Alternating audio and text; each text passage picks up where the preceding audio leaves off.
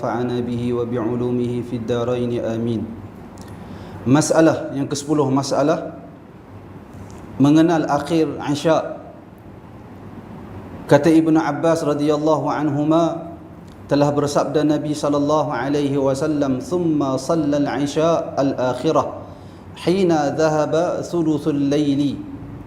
Yang bermaksud kemudian sembahyang Jibril alaihi salam akan Isya yang akhir pada waktu habis sepertiga malam. Salat Isya dinamakan juga sebagai salat Isya akhir. Manakala salat maghrib, kalau kita namakan salat Isya sebagai salat Isya akhir, maka salat maghrib dinamakan salat maghrib, salat Isya awal. Salat maghrib dinamakan juga sebagai salat Isya awal. Salat Isya dinamakan juga sebagai salat Isya akhir. Seperti mana salat subuh dinamakan juga salat subuh dan dinamakan juga salat fajar. Oleh yang demikian, orang Islam tak boleh keliru, tak perlu keliru. Ada orang bila dia dengar ustaz kata sebelum kita menunaikan salat subuh, kita disuruh, digalakkan untuk menunaikan salat sunat fajar. Lalu dia keliru. Salat sunat fajar ni salat apa pula? Lalu dia cari nombor telefon ustaz, dia tanya saya, banyak orang telefon tanya isu ni. Ustaz, sebelum salat subuh ni ada 4 rakaat salat ke? Saya kata 4 rakaat salat apa? Dia kata salat sunat. Saya tanya dekat dia, salat apa? Dia kata 2 rakaat salat sunat fajar, 2 rakaat lagi salat sunat subuh. Salah cara faham yang sedemikian. Salat subuh dikenali sebagai salat subuh, dikenali juga sebagai salat fajar. Oleh yang demikian, salat sunat subuh dikenali juga sebagai salat sunat fajar. Qabliyah subuh tu boleh sebut qabliyah subuh, boleh sebut qabliyah fajar. Benda yang sama. Nama je ada berbagai nama. Jadi orang masjid kena tahu perkara ni. Kalau ada orang yang tak tahu, mereka tak perlu cari ustaz. Mereka cukup jumpa orang masjid, mereka tanya Pak Imam, mereka tanya Tuan Bilal, mereka tanya Tok Siak, mereka tanya Tuan-Tuan Haji, Tok Lebay yang mari ke masjid. Kami masalah tak tahu apakah sama salat sunat fajar dengan salat sunat subuh, maka orang masjid boleh jawab dengan mudah apabila masyarakat kita memiliki ilmu.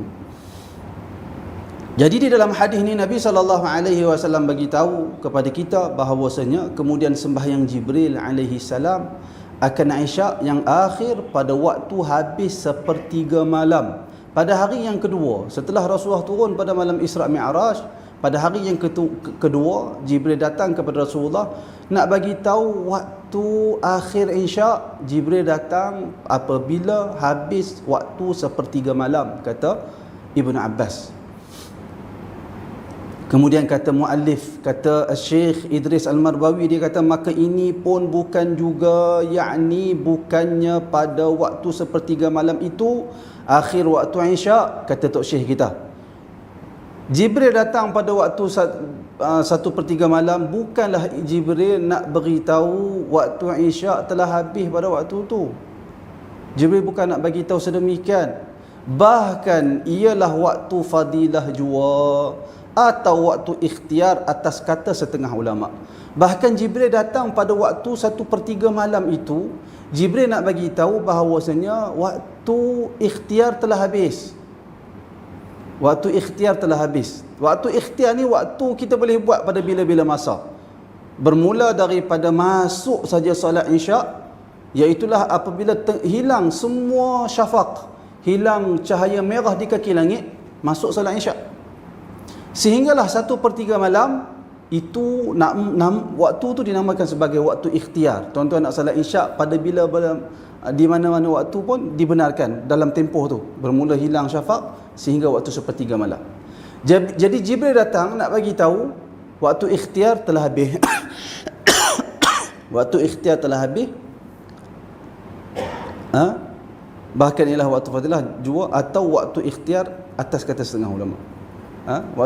Jadi waktu Jibril datang tu nak bagi tahu waktu ikhtiar telah habis. Kenapa para ulama seperti Syekh Idris Al-Marbawi, dia usaha nak faham, kata Jibril datang 1/3 malam ni bukan nak habaq kata waktu Isya' telah habis. Tetapi Jibril datang 1/3 malam tu nak bagi tahu waktu ikhtiar telah habis. Waktu isyak ada lagi. Tapi waktu ikhtiar saja yang habis. Kenapa dia terpaksa faham sedemikian? Maka jawapan dia kerana ada hadis lain yang bertentangan dengan maksud hadis ni. Kalau kita faham 1/3 tu habis waktu isyak, dia akan bertentangan dengan hadis lain. Hadis apa tuan-tuan? Hadis apa? Iaitulah antaranya hadis yang diriwayatkan daripada Abi Qatadah yang ada di dalam kitab Sahih Muslim, di mana Nabi SAW bersabda, "Laisa fin naumi tafritun, innamat tafritu ala man lam yusalli salata hatta yaji'a waqtu salatil ukhra." Hatta yaji'a waqtu salatil ukhra. Tidaklah tidur itu termasuk di dalam melengah-lengahkan salat. Sebaliknya, yang dikatakan melengah-lengahkan salat sehingga keluar daripada waktunya, iaitulah orang yang tidak menunaikan salat sehingga masuk waktu yang berikutnya. Maksudnya dia tunaikan salat sampai masuk waktu yang berikutnya.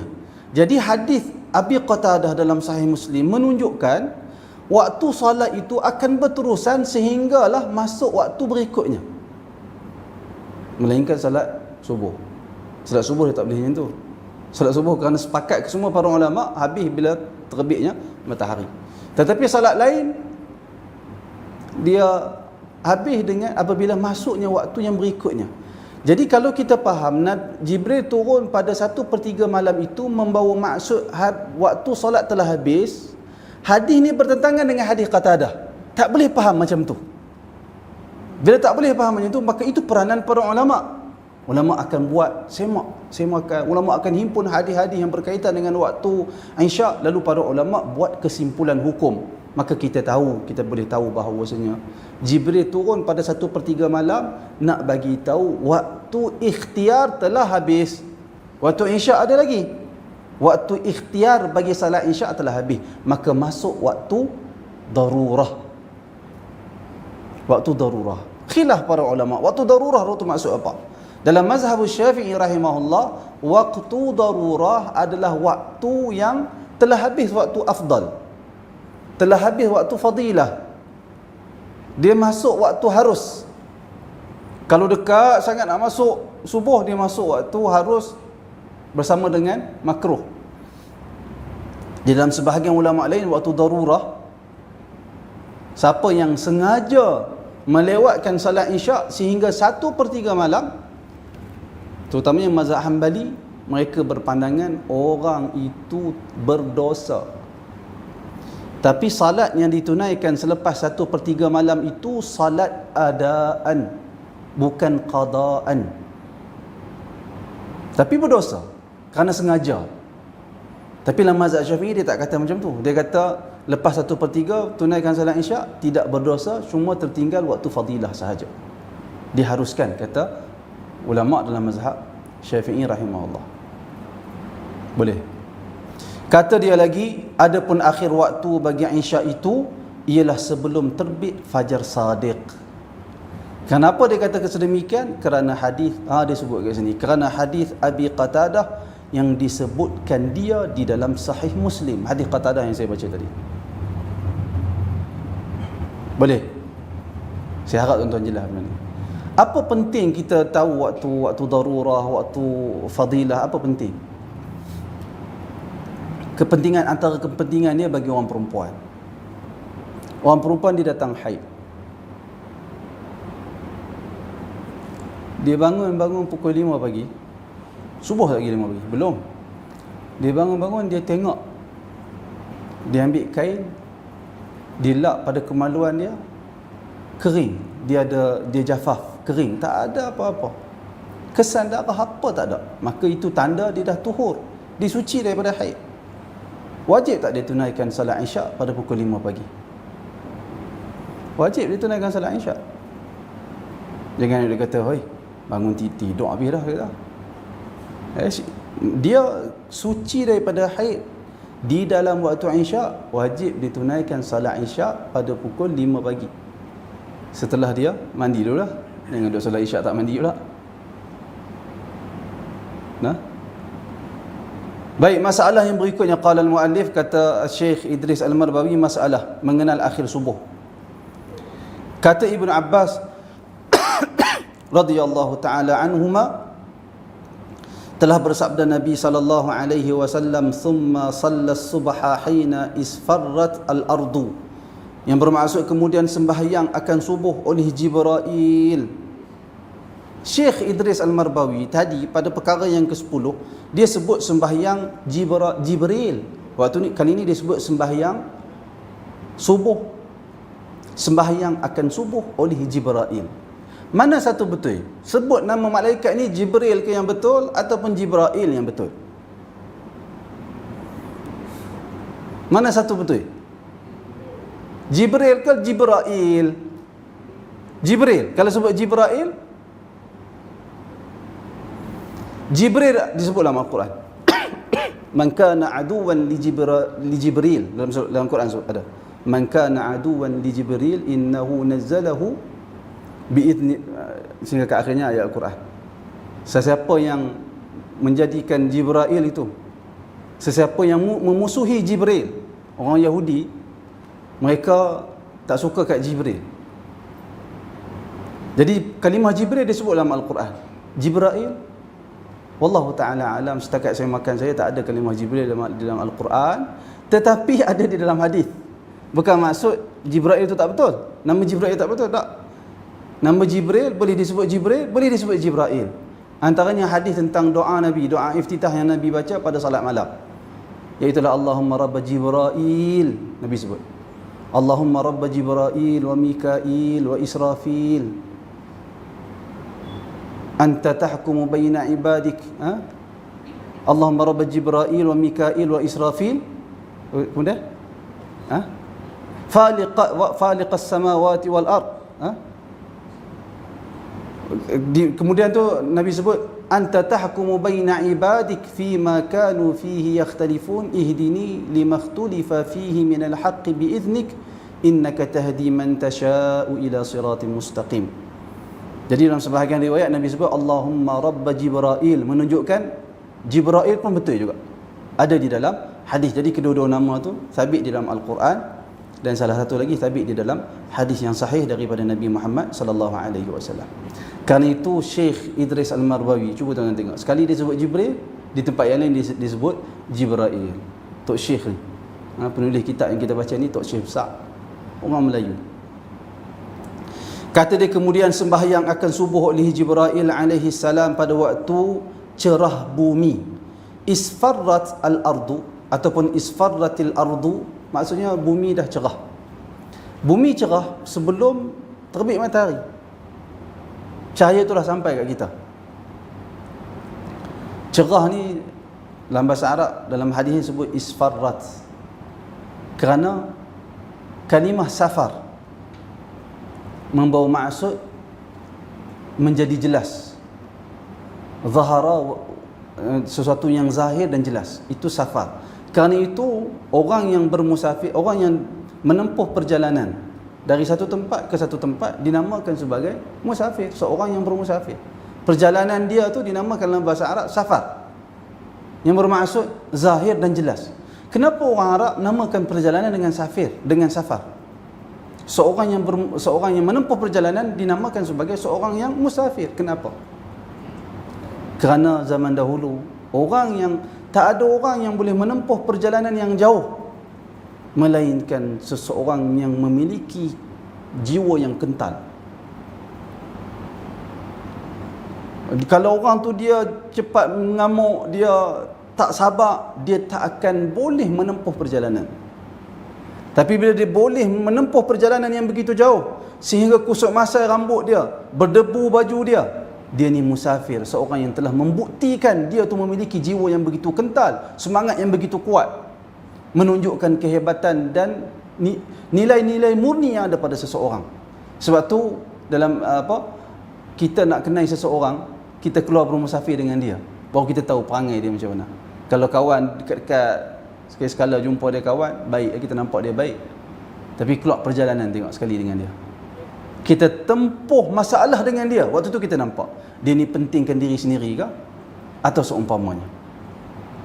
Kerana permusafiran itu menjelaskan, menzahirkan apa yang ada di dalam diri seseorang.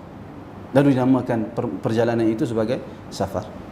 Jadi dalam hadis ni kata Nabi SAW, Jibril salat subuh hina isfarrat al-ardu, ketika Tok Syekh kita terjemah, dia kata ketika pada waktu cerah bumi. Kemudian kata dia lagi, maka waktu yang disembahyangkan oleh Jibril pada subuh ini ialah waktu ikhtiar pada sisi jumhur, yakni jumhur majoriti para ulama, kerana ada hadis yang lain menunjukkan akhir waktu subuh itu ialah terbit matahari. Jibril datang ketika waktu cerah bumi ni. Esok tuan-tuan sembahyang subuh, cuba tuan-tuan tunggu di masjid. Tengok bila dah cerah bumi ni. Kemudian tuan-tuan tengok takwim waktu syuruk 7.18 itu waktu terbit matahari. Cuba tuan-tuan tengok 7 suku cerah tak lagi bumi. Dah cerah, dah mula cerah. Jadi kalau cerah tu 7 suku katakan, ataupun 7.10 cerah, katakan 7.10 cerah, Jibril datang pada ketika itu pada waktu cerah bumi, bukan waktu terbit matahari. Maka Tok Syekh kita kata, Syekh Idris Marbawi kata, Jibril datang bukan nak bagi tahu waktu subuh tu telah habis, tetapi Jibril datang nak bagi tahu waktu ikhtiar telah habis, seperti mana pandangan majoriti para ulama. Kerana apa mereka kata sedemikian? Kerana ada hadis lain yang menunjukkan akhir waktu subuh itu ialah terbit matahari. Iaitulah hadis yang diriwayatkan oleh Abu Hurairah radhiyallahu anhu yang ada di dalam Sahih Al-Bukhari, dalam kitab Sahih Al-Bukhari. Kata Abu Hurairah, Nabi SAW bersabda, man adraka minas subhi rak'atan qabla an tatlu'a asy-syamsu faqad adraka as-subha. Sesiapa yang telah mendapat satu rakaat di dalam salat subuh, satu rakaat solat subuh. Nah, sesiapa yang mendapat satu rakaat solat subuh sebelum terbit matahari, Nabi kata, maka dia telah mendapat solat subuh tersebut. Katalah tuan-tuan solat subuh pukul 7.15, angkat takbir Allahu Akbar. Ada 2 minit lagi sebelum 7.18. Angkat takbir Allahu Akbar. Baca Al-Fatihah. Ingat tadi semalam ustaz bagi tahu sembahyang subuh. Sembahyang subuh dapat satu rakaat, dapat solat subuh. Maksudnya solat subuh itu adaan. Dia pun solat baca Al-Fatihah, dia angkat takbir, dia rokok, Subhana Rabbiyal Azim. Dia ambil hak wajibnya, Subhana Rabbiyal Azim sekali, kemudian dia akhir sami Allahu liman hamidah. Dia apa? Dia sujud, dia duduk di antara dua sujud, dia sujud kali yang kedua. Jam pun berbunyi 7.18. Satu rakaat, dia ada satu rakaat lagi. Dia pun bangun buat rakaat yang kedua. Ketika itu matahari dah naik ke belum? Matahari dah naik dah. Lalu dia tunaikan rakaat kedua salat subuh di luar waktu subuh. Sembahyang dia itu adaan atau qadaan? Adaan. Sembahyang dia itu adaan. Ini tujuan belajar kenai waktu solat. Lalu kita tahu hukum hakam yang berkaitan dengan salat. Maka dengan hadis itu jadilah hadis ini, maka dengan hadis itu, yakni hadis Abu Hurairah dalam Sahih Bukhari, jadilah hadis ini, yakni hadis yang kita sedang bincang ini, menunjukkan waktu ikhtiar jua. Hadis yang kita bincang ini adalah hadis yang menunjukkan waktu ikhtiar sahaja. Kata Ibnu Abbas radhiyallahu anhuma, thumma iltafata ilayya Jibril faqala ya Muhammad, hadha waqtul anbiya min qablik wal waqtu fima baina hadainil waqtain hasan. Kemudian maksud dia, kemudian daripada telah habis keterangan Rasulullah akan kisahnya Jibril menunjukkan segala waktu sembahyang, lalu sabdanya, yakni sabda baginda Nabi sallallahu alaihi wasallam lagi, berpalinglah kepada aku Jibril. Lalu Jibril berpaling tengok kepada Nabi, Kemudian daripada ia telah menunjukkan segala waktu itu, maka katanya, ya Muhammad, inilah ia waktu segala nabi yang dahulu daripada engkau, yakni sekalian waktu yang aku tunjukkan dari awalnya sampai akhirnya ialah waktu nabi-nabi yang dahulu kala. Wahai Muhammad, ni waktu yang aku tunjuk dekat engkau ni, waktu bermula salat, waktu awal salat, waktu akhir setiap salat, inilah waktu bagi para nabi-nabi sebelum daripada kamu. Hadis ni apa maksud dia? Adakah waktu salat subuh yang kita tunaikan sekarang ni sama dengan waktu salat subuh para nabi dahulu? Adakah waktu salat zuhur, salat asar, salat maghrib, salat isyak yang kita tunaikan sekarang ini sama dengan waktu-waktu salat yang ditunaikan oleh para nabi dahulu? Apakah itu maksud dia? Secara zahir hadis ini boleh faham sebegitu. Secara zahir hadis ini boleh faham sebegitu. Tetapi tuan-tuan, sebenarnya Ibn al-Arabi ada menyebut satu perkataan yang perlu kita perhatikan. Dalam kitab Tuhfatul Ahwadhi dikatakan qala Ibn al-Arabi zahiruhu yuhim anna hadhihi as-salawat fi hadhihi al-awqat kanat mashru'ah liman qablahum min al-anbiya. Pada zahir hadis ini memberikan kita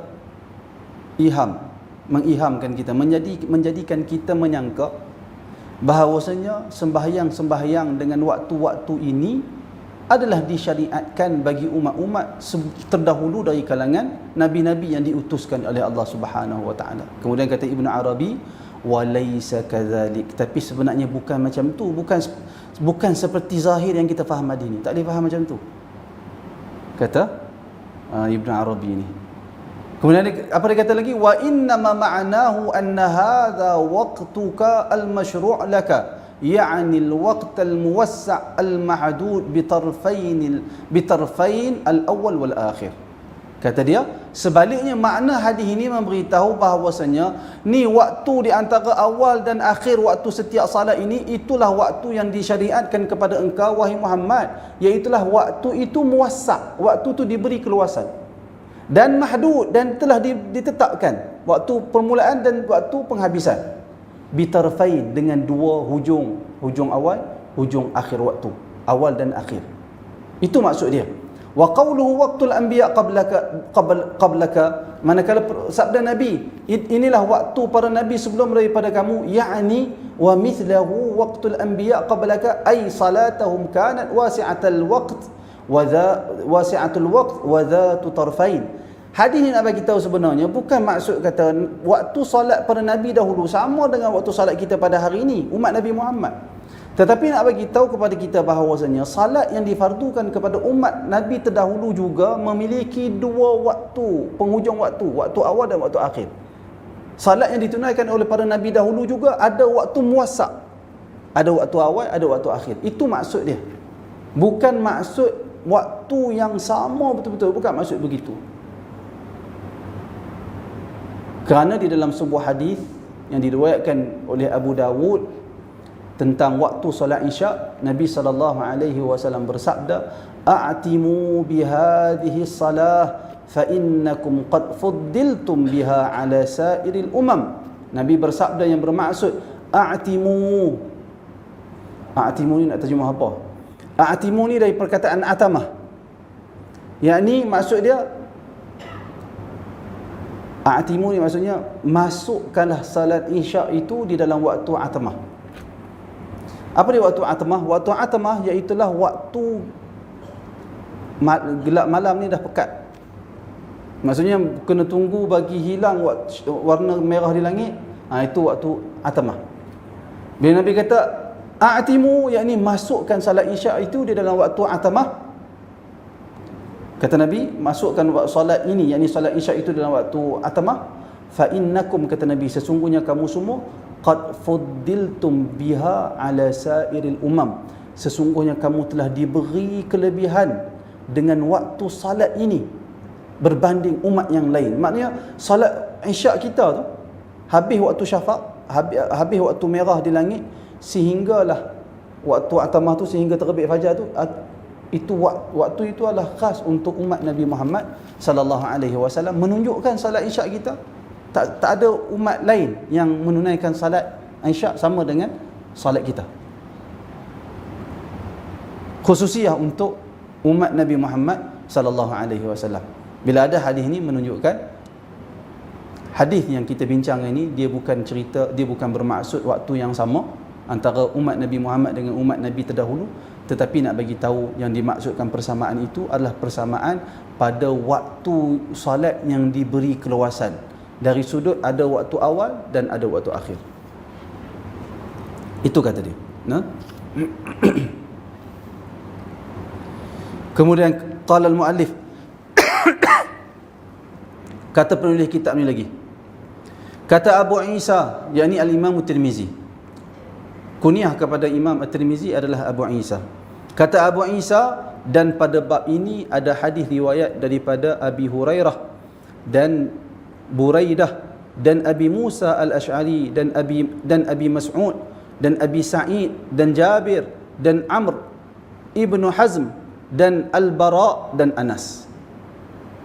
Ini kelebihan Sunan At-Tirmizi berbanding kitab hadis-hadis yang lain. Al-Imam At-Tirmizi selepas didatangkan hadis dia akan sebut, biasa dia akan sebut wafil bab dia akan sebut. Dan di dalam bab ni, maksudnya dalam hadis yang membicarakan tentang persoalan yang sedang dibincang ini, ada lagi hadis lain yang diriwayatkan oleh sahabat lain. Dan dia sebut hadis itu dari siapa? Dia sebut dari Abu Hurairah, dari Buraidah, dari Abi Musa al-Ash'ari, sehingga para ulama buat kitab, buat keluar balik hadis-hadis ni. Ramai antaranya ada kitab tajuk dia Nuzhatul Abwab fi Qawli Tirmizi wa fil Bab. Ada kitab. Maksudnya dia bagi tahu, dia nak jelaskan bab-bab pada perkataan At-Tirmizi wa fil Bab. Dia terangkan apa maksud At-Tirmizi.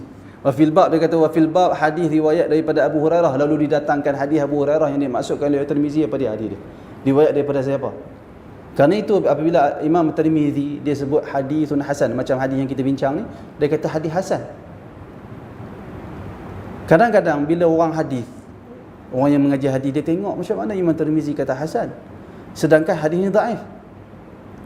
Sebenarnya perkiraan Imam Tirmizi bukan pada sanad itu saja. Perkiraan dia pada sanad-sanad hadis yang lain. Hadis yang lain tu boleh jadi syawahid, boleh jadi mutaba'ah, boleh jadi sokongan, boleh jadi penguat kepada hadis yang dia sebut ni. Lafaz yang berbeza tetapi maksud yang sama. Ini kelebihan kitab Al-Imam Tirmizi berbanding kitab hadis-hadis yang lain. Kata Abu Isa, cuba tuan tengok dia sebut hadis yang dia bincang ini, dia kata dalam bab yang sama telah diriwayatkan oleh Abu Hurairah, Buraidah, Abu Musa al-Ash'ari, Abi Mas'ud, Abi Sa'id, Jabir, Amr Ibnu Hazm dan Bara dan Anas. 9 hadis pula lain yang sebut benda yang sama, tapi riwayat daripada sahabat lain.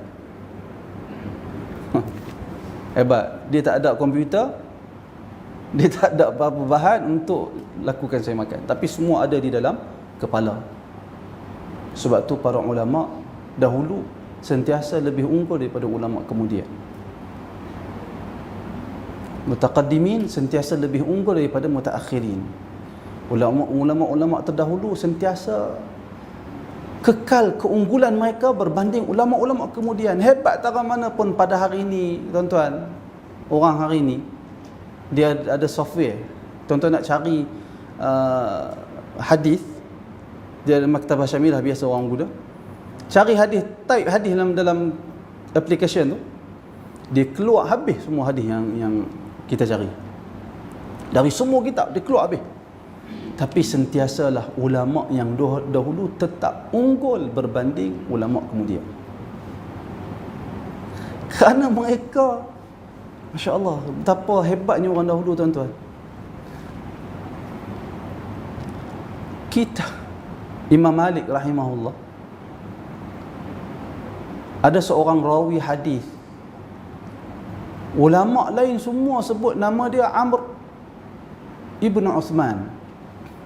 Amr ibn Uthman. Mai ta Imam Malik seorang, dia kata nama orang ni bukan Amr ibn Uthman, tetapi nama dia Umar bin Uthman. Umar ibn Uthman. Beza Amr dengan Umar. Semua ulama lain kata nama orang ni Amr, bukan Amar, bukan Umar. Imam Malik kata Umar nama dia. Lalu menyebabkan para ulama tanya kat dia, pasal apa hang kata nama orang ni Umar, sedangkan para ulama yang lain semua sekata nama dia Amr? Apa Imam Malik kata? Imam Malik kata, hadza huwa baitu. Tu pergi tengok tu rumah dia. Maknanya Umar bin Uthman jiran kepada Imam Malik. Siapa lebih kenal? Umar ke Uthman? Siapa lebih kenal? Dah tentu Imam Malik lebih kenal orang tu, disebabkan dia orang tu Umar ibn Uthman jiran tetangga Imam Malik. Dah tentu Imam Malik lebih kenal jiran dia, nama dia Amr ataupun Umar, daripada orang lain yang tak tahu rumah Umar ni di mana. Cuba tengok, itu satu contoh bagaimana ulama dahulu lebih unggul dari ulama kemudian. Kadang-kadang kita nukil perkataan para ulama, kita kena hati-hati supaya perkataan ulama yang dimaksudkan itu betul-betul dia maksudkan sedemikian. Kena hati-hati supaya apa yang dia cakap tu betul-betul. Kita dengar ayah kita cakap, dengan kita bagi tahu kat anak kita ayah kita cakap, mana lebih tepat kefahaman dia? Kita dengar, kita tengok ayah kita bercakap, kita habaq dekat anak kita, cucu pada ayah kita, Tok Wan hampa itu cakap sekian-sekian, mereka faham seperti yang kita faham tak? Tak semestinya. Kerana mereka tidak hidup sezaman dengan Tok Wan dia. Kita hidup sezaman dengan mereka. Sebab tu sentiasalah salaf itu lebih unggul, terutamanya dalam nak memahami agama yang membabitkan perkara selamat dan tak selamat. Tuan-tuan nak, kalau saya tanya kepada tuan-tuan, kefahaman agama yang lebih tepat, kefahaman siapa? Siapa dia? Dah tentulah salaf, ulama salaf yang dekat duduk dengan, yang hampir zaman mereka dengan Nabi SAW. Selagi jauh ulama tu daripada Nabi, maka semakin kemungkinan besar berlaku salah faham dalam pemahaman. Maka kerana itu orang Islam kena berusaha mengenal pasti bagaimana kefahaman salafus salih, generasi awal umat Islam, di kalangan sahabat, di kalangan tabi'in, di kalangan atba'ut tabi'in. Kerana mereka, kefahaman mereka lebih terpelihara berbanding kefahaman kita yang jauh dari Nabi Muhammad sallallahu alaihi wasallam. Nah, jadi memahami Al-Quran dan Sunnah berdasarkan kefahaman salaful ummah, umat yang awal dari kalangan umat Nabi Muhammad sallallahu alaihi wasallam. Kat mana kita tadi?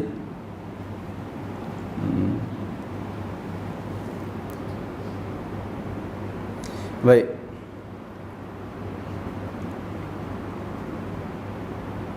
Kata Abu Isa,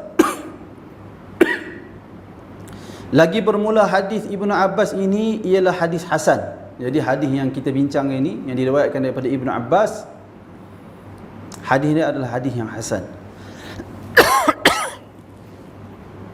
Dan telah berkata guruku Muhammad bin Ismail Al-Bukhari. Siapa dia? Muhammad bin Ismail Al-Bukhari, iaitulah Al-Imam Al-Bukhari. Imam Bukhari ni tok guru kepada Imam At-Tirmizi.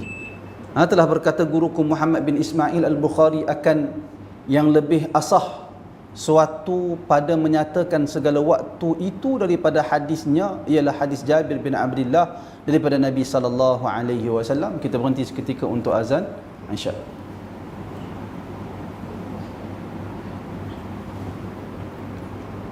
Tuan-tuan, kita baca sedikit lagi nombor 12 ni sehingga kita habis yang 12 ni. Kata dia, masalah awal dan akhir segala waktu sembahyang fardu ya saudaraku telah dikeluarkan pula oleh At-Tirmizi, oleh Imam At-Tirmizi akan satu hadis lagi menunjukkan awal dan akhir segala waktu sembahyang. Katanya, an Abi Hurairah qala Rasulullah sallallahu alaihi wasallam inna lis-salati awalan wa akhira. Diriwayatkan daripada Abi Hurairah radhiyallahu anhu, katanya telah bersabda Rasulullah sallallahu alaihi wasallam bahawasanya bagi sembahyang itu ada waktu pangkalnya dan hujungnya. wa inna awwala waqti salati zuhri hina tazulu syamsu, dan bahawasanya awal waktu bagi sembahyang zuhur ialah ketika gelincir matahari daripada rembang. Kita dah bincang sebelum ni. Wa akhiru waqtiha hina yadkhulu waqtul asri, dan akhir waktu zuhur itu ialah ketika masuk waktu asar, dan kita telah bincangkan. Wa inna awwala waqti salatil asri hina yadkhulu waqtuha, dan bahawasanya awal waktu bagi sembahyang asar ialah waktu masuk waktunya sebagai dalam masalah 3 yang telah kita bincangkan sebelum ni, iaitu bila masuk waktu asar apabila bayang sesuatu objek dua kali dari objek. Macam mana nak tahu? Cara paling mudah sekali kita ukur kita. Cara paling mudah sekali kita ukur kita. Saya nak kongsi dengan tuan-tuan satu perkara yang disebut oleh para fuqaha, menunjukkan bagaimana para fuqaha begitu memberi perhatian dalam bab nak kenai waktu solat. Kita yang tak tahu. Kata para fuqaha, kita nak tahu, kita nak jadikan kita ni sebagai bayang, nak tengok bayang kita kan. Macam mana kita nak tahu bayang kita tu dua kali kita? Sekali kan masuk waktu asar kan? Bila bayang tu sekali objek. Macam mana kita nak tahu? Iaitulah kita ukur panjang kita. Dan panjang manusia ini adalah sebanyak 7 tapak kaki setiap orang. 7 tapak kaki dia sendiri. Tuan-tuan duduk soft ini, tuan-tuan rapat-rapat 7 tapak kaki, itulah ketinggian tuan-tuan. Tak je tuan-tuan. Disebut oleh para fuqaha. Cuba tuan-tuan bayang bagaimana fuqaha dia sampai macam tu mereka perhatikan. Tuan-tuan duduk kat baring, tuan-tuan letak tumit tepi kat dinding, tuan-tuan langkah 7 kaki rapat-rapat. Hujung tu itulah ketinggian kita. Cuba baring tengok, confirm sama. Jadi kalau kita buat, kita katalah kita nak berdiri dekat satu tempat, kita letak kaki kita, tumit kita, kemudian kita tapak 7 kali tapak kaki kita, maka kita tengok kalau bayang-bayang sampai di situ, maka habis waktu zuhur, masuk waktu asar. Seperti yang telah dibincangkan pada perkara yang ketiga, kata dia, wa inna akhira waqtiha hina tasfarru syams, dan bahawasanya akhir waktu jawaznya, yakni akhir waktu jawaz, waktu harus atau waktu ikhtiar bagi salat asar ialah waktu kuning-kuning matahari. Wa inna awwala waqtil maghrib hina taghrubu syamsu, dan bahawasanya awal waktu maghrib ialah waktu masuk lenyap matahari. Betul? Lenyap matahari ya? Dia tulis. Betul, lenyap. Waktu lenyap matahari. Wa inna akhira waqtiha hina yaghibul ufuq, dan bahawasanya akhir waktu maghrib itu ialah ketika hilang syafaq yang merah. Wa inna awwala waqtil isya al-akhirah hina yaghibul ufuq, dan bahawasanya awal waktu isya yang akhir ialah ketika hilang syafaq yang merah. Wa inna akhira waqtiha hina yantasifu al-lailu, dan bahawasanya akhir waktu ikhtiar yang tiada berdosa sembahyang di dalamnya, atas kata setengah ulama. Tiada berdosa sembahyang dalam waktunya, yakni waktu ikhtiar, maknanya selepas waktu ikhtiar jadi berdosa, kata sebahagian ulama. Kata dia, siapa dia tu? Ulama mana yang kata macam tu? Tadi saya terang. Ulama mana? Hanbali, bukan Syafi'i. Mazhab Hanbali kata macam demikian. Maknanya Tok Syekh kita ni dia sebut juga pandangan mazhab lain. Tapi mazhab Syafi'i dia tak kata berdosa. Habis waktu ikhtiar, di sisi mazhab Syafi'i dia masuk waktu harus. Atas kata setengah ulama, ialah waktu sampai pertengahan malam, habisnya waktu ikhtiar bagi salat isya. Wa inna awwala waqtil fajri hina yatlu'ul fajru, dan bahawasanya awal waktu fajar itu ialah ketika terbit fajar sadiq. Wa inna akhira waqtiha hina tatlu'u syamsu, dan bahawasanya akhir waktu bagi subuh itu ialah ketika terbit matahari, kata Abu Isa. Dan pada bab ini ada riwayat daripada Abdullah ibnu Amr. Masalah yang ke-13, wallahu taala alam, kita tangguh sehingga ke kuliah minggu hadapan. Tuan-tuan ada soalan, dipersilakan. Ada soalan tuan-tuan? Ya.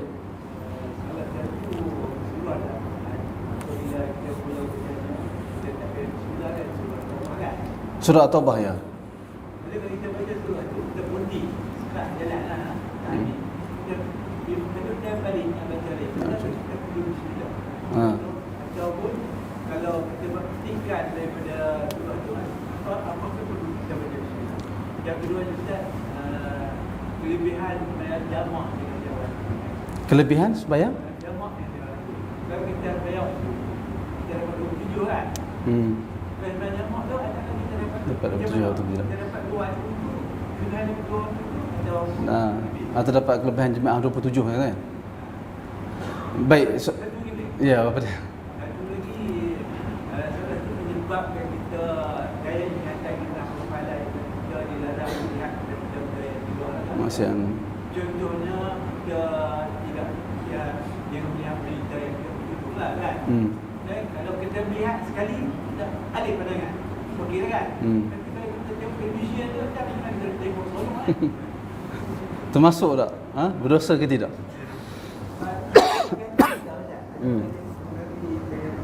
Menyebabkan ingatan kita hafalan kita. Baik. Soalan pertama macam tu, saya pun ingat soalan akhir, lupa soalan pertama. Surah At-Taubah. Surah At-Taubah tuan-tuan, kita tak disunatkan baca bismillah. Tapi kita disuruh baca isti'adah. A'udzubillahi minasyaitanirrajim. Itu kena beza. Setiap kali kita nak baca ayat Al-Quran, kita disuruh berdasarkan Al-Quran sebut. Apabila kamu hendak membaca Al-Quran, fasta'idz billah, maka mintalah perlindungan dengan Allah. Maknanya kalau kita baca surah Al-Fatihah sekalipun, kita buka mushaf, kita nak baca, kita disunatkan isti'adah. A'udzubillahi minasyaitanirrajim, ataupun a'udzubillahi samii'il 'aliimi minasyaitanirrajim min hamzihi wa nafthihi wa nafthihi, ataupun banyaklah Allahumma inni a'udzu bika minasyaitanirrajim. Ada lafaz-lafaz isti'adah yang banyak, cuma yang masyhurnya iaitulah a'udzubillahi minasyaitanirrajim. Disunatkan kita baca a'udzubillahi minasyaitanirrajim, kemudian bismillahirrahmanirrahim bagi bacaan Al-Quran yang hendak dimulakan di awal surah, melainkan surah Al-Bara'ah ataupun surah At-Taubah. Kita baca dari awal surah At-Taubah, kita buka Al-Quran surah At-Taubah. Hari itu kita duk baca sampai giliran kita baca surah At-Taubah. Di awal surah kita hanya disunatkan isti'adah, a'udzubillahi minasyaitanirrajim, terus baca surah At-Taubah. Kemudian bagaimana kalau kita baca di pertengahan ayat? Kalau kita baca di pertengahan ayat, apa-apa surah pun kita disunatkan isti'adah tanpa perlu bismillah. A'udzubillahi minasyaitanirrajim, terus baca ayat Al-Quran. Sama ada surah At-Taubah ataupun bukan surah At-Taubah. Kerana perintah daripada Allah di dalam Al-Quran. Kemudian bila kita nak baca isti'adah ni, bila kita nak baca Al-Quran, bila kita disunatkan membaca isti'adah sebelum membaca Al-Quran, yakni kita baca Al-Quran dengan maksud ta'abbud, nak buat ibadah. Kita beribadah dengan membaca Al-Quran. Ada ketika kita baca Al-Quran bukan dengan maksud nak beribadat. Bila waktu dia? Antaranya ustaz yang mengajak, dia baca Al-Quran ketika itu bukan dia nak beribadat, dia nak istidlal, ihtijaj, dia nak buat dalil dan dia nak buat hujah. Bukan tujuan ibadat, tapi nak buat dalil, nak buat bukti, nak buat hujah. Ketika itu tidak disunatkan untuk dia baca a'udzubillahi minasyaitanirrajim. Sebaliknya dia baca terus. Sebab tu dalam kuliah kita baca Al-Quran bukan mula dari pangkai ayat, siap-siap dari tengah ayat. Kita mula, berhenti pun tak cukup, tak sempurna satu ayat kita baca. Kita nak ambil ayat tu untuk istidlal saja, untuk kita datangkan hujah sahaja. Maka pada ketika itu bukan kita baca kerana nak beribadat, tetapi kita baca kerana nak berhujah dengan ayat Al-Quran. Maka pada ketika itu tidak perlu a'udzubillahi minasyaitanirrajim. Khatib yang berkhutbah ketika dia nak baca Al-Quran bagi tujuan istidlal, didatangkan bukti dari ayat Al-Quran, ketika itu tidak disunatkan untuk dia membaca a'udzubillahi minasyaitanirrajim. Itu soalan yang pertama. Yang kedua berkaitan dengan jamak. Kita ni tuan-tuan duduk di Gua Syekh Alwi ni selalu mai ke masjid. Dan bila salat berjamaah, Nabi kata siapa yang salat berjamaah afdal lebih afdal daripada salatul fardhi, salat bersendirian, sebanyak 27 kali ganda. 27 pahala. Sekarang ni masalah, kita musafir kan, kita buat jamak, silap-silap jamak dengan qasar sekali kita buat, dapat tak kita pahala 27? Mana lebih besar pahala dia tuan-tuan? Bagi orang, ada khabar gembira bagi orang yang melazimi salat berjamaah. Orang yang sentiasa kalau dia duduk di Gua Syekh Alwi ni tak pergi mana-mana, dia mesti main masjid. Mesti dia main, tak penting. Maka ketika dia bermusafir, dia tak sembahyang di masjid, dia jamak, dia qasar, untuk dia pahala 27 tetap dapat dia. Zuhur dapat 27, asar pun dapat 27. Kerana hadis Nabi SAW,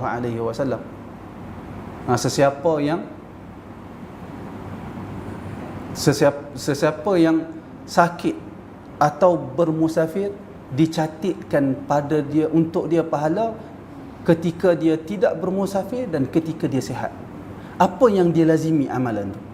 Kelaziman dia salat jamaah. Waktu dia sakit, dia tak boleh nak main masjid, dia duduk di rumah. Tapi kalau dia sihat, confirm dia main masjid. Dia salat di rumah disebabkan sakit, dia dapat pahala seperti salat berjamaah. Dengan satu syarat, dia melazimi kebaikan.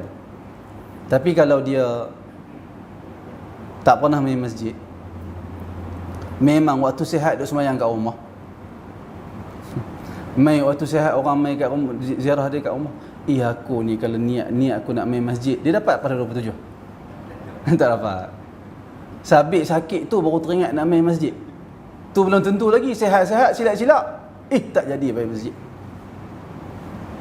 Dia dapat niat buat baik, tetapi dia tak dapat pahala 27.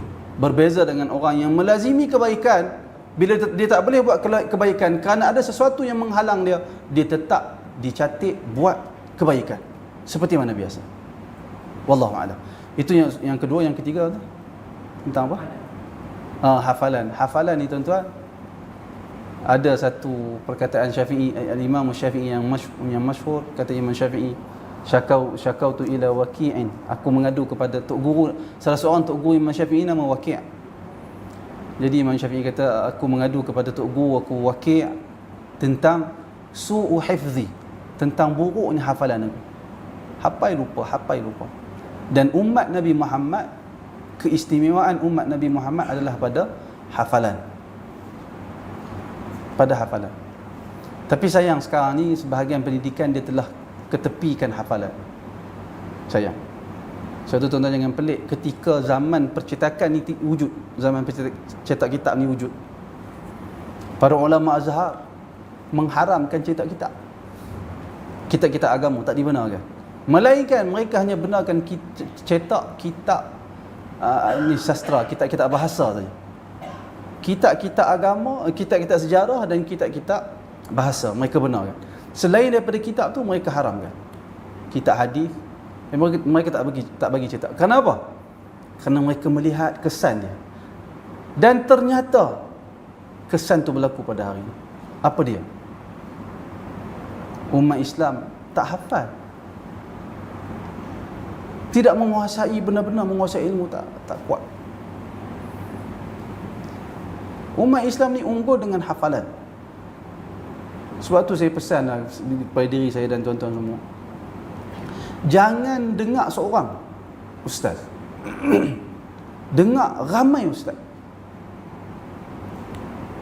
Dia itu je. Kalau tuan-tuan dengar seorang ustaz, bahaya. Tambah kalau tuan-tuan jenis suka fanatik kat orang. Tengok ustaz tu mengajak kemas bukan main, dia duk rasa macam ustaz dia paling betul sekali. Hak lain semua salah. Dia orang yang kena penyakit ni, dia kena berubat cepat-cepat. Jangan. Kena dengar ramai. Tak boleh ustaz, nanti dengar terpengaruh. Dengar terpengaruh apa? La yukallifullahu nafsan illa wus'aha. Tanamkan di dalam hati kita, kita nak faham Al-Quran dan Sunnah, kita nak ikut Nabi. Allah tidak membebankan kita melainkan apa yang kita mampu sahaja. Kami dah usaha, kita jumpa Allah Ta'ala, kita boleh beritahu kepada Allah Ta'ala, kami dah usaha ya Allah. Kami dengar semua orang yang habaq kata mereka reti agama, cakap ni kami dengar kat mereka. Kami faham macam inilah yang Nabi perintahkan, inilah yang kami faham apa yang engkau perintahkan. Allah tidak membebankan kita melainkan apa yang kita faham. Jangan pergi ikut Syiah lah. Syiah yang duk hina sahabat, menghina Al-Quran, kata Al-Quran tidak sempurna, telah diubah oleh para sahabat. Itu takkan kita nak ikut. Ikut ramai para ustaz. Jangan ikut seorang ataupun satu golongan sahaja. Ikut ramai para ustaz. Jadi kembali kepada soalan. Dan Waqi' sebut kepada Imam Syafi'i nak bagi hafalan kuat. Waqi' kata supaya Imam Syafi'i tarkul ma'asi, meninggalkan maksiat, kerana ilmu itu cahaya, maka dia tak boleh masuk dengan maksiat. Tak boleh masuk dengan maksiat. Jadi soalan, antara maksiat itu, maksiat ni banyaklah. Dosa lah maksiat ni. Perkara yang kita lakukan dosa, menyebabkan hafalan kita lupa, kita akan lupa hafalan. Termasuk maksiat itu seperti yang ditanya, tengok orang perempuan tak pakai tudung. Jadi soalan dia, macam mana tengok orang perempuan dalam TV yang tak pakai tudung? Termasuk maksiat ataupun tidak? Maka jawapan dia, wallahu ta'ala alam, ya, dia termasuk maksiat. Dia termasuk maksiat. Tetapi maksiat itu, maksiat ni ada peringkat-peringkat dia. Wallahu ta'ala alam, melihat orang perempuan di TV itu, dia termasuk dalam dosa-dosa kecil yang terhapus dengan istighfar dan wuduk. Dan dia tak samalah seorang dengan seorang yang lain. Barangkali ada orang dia tengok, dia bukan perhati orang perempuan tu pun, dia nak dengar berita antaranya. Maka dosa orang seperti itu lebih rendah daripada dosa orang yang tengok orang perempuan dia berita apa yang dia habaq, tak tahu apa. Tapi yang aku tengok orang perempuan tu, dah tentulah dosa dia lebih besar daripada dosa orang yang dengar berita, tak tahu siapa dia. Kalau tanya kat dia, siapa baca berita tadi? Aku tak perasan. Tapi kalau hang tanya apa berita, aku tahu. Itu ada orang, sebahagian orang dia macam tu. Sebahagian orang dia tanya kat dia, apa cerita berita tadi? Berita tadi apa? Hang tanya berita, aku tak tahu. Tapi hang tanya kat aku siapa baca berita, aku tahu. Berbeza dua golongan tu. Maka berbeza juga dosa mereka. Ada perkara tuan-tuan kita tak boleh elak. Contoh perkara yang tak boleh elak tuan-tuan, seperti tengok TV satu hal. Tuan-tuan kalau tak tengok berita tu, dari mana kita nak tahu maklumat? Sama seperti tuan-tuan keluar rumah. Tuan-tuan ada keluar, apa jaminan tuan-tuan keluar rumah tak buat maksiat? Apa jaminan? Ikat mata, langgak pokok.